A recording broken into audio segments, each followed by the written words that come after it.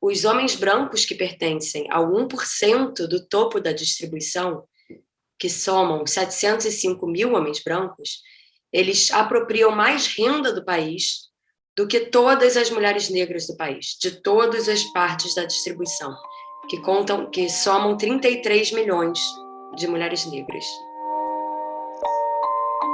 Quando a gente olha para o salário médio desses homens brancos que estão no topo, eles têm uma renda média mensal de R$115 mil, em torno de R$115 mil.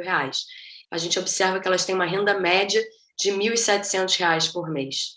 Então, essa discrepância, na média, também é muito impressionante, né? Uma reação comum que a gente recebeu, inclusive, foi de que esses homens brancos que estão no topo também são mais ricos que os outros homens brancos. E não é bem assim. Somando todos os homens brancos do Brasil, a gente tem que eles apropriam 40% da renda do país. E eles são apenas 22% da população. Então, tem sim, não é só uma questão de pobreza e riqueza, é uma questão de gênero e é uma questão de raça. Esses números do Brasil, eles são mais discrepantes do que outros países da América Latina.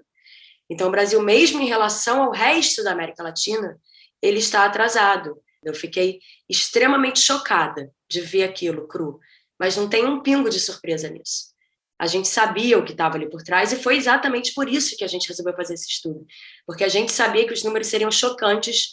Bom, as pessoas que dizem, por exemplo, que o Brasil é um país menos racista que os Estados Unidos, a minha resposta para essas pessoas seria que no Brasil a gente tem um racismo mais velado. O fato de que a gente não fala sobre um problema gera essa sensação de que o problema não existe.